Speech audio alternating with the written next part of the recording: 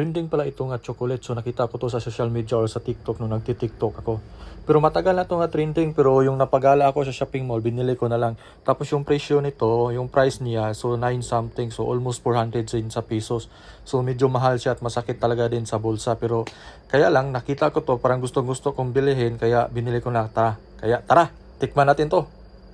Kaya ako sobrang excited ko rin buksan kasi napapaisip din ako kung ano kayang laman nito. Gaano kaya ito kasarap? Siyempre, ang laman yan, chocolate naman. Pero nabisa ko, gaano kaya ito kasarap, di ba? Kaya, kasi yung presyo, mahal din naman talaga.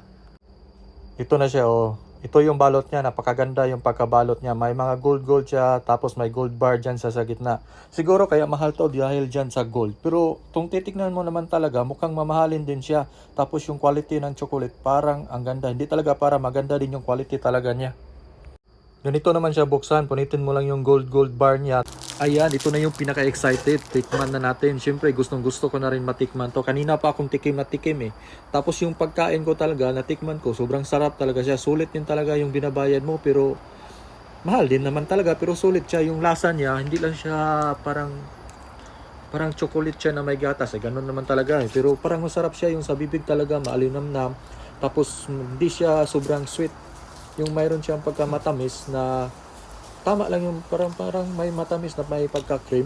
Yung minsan kasi pag kumakain ka ng matamis, naghahanap ka tagad ng tubig. Ito parang okay lang. Pwede ka hindi maghanap ng tubig kasi hindi siya ganun ka-tamis. Tapos ito pala, galing to siya sa Dubai na chocolate. So from Dubai to siya na chocolate. So thank you.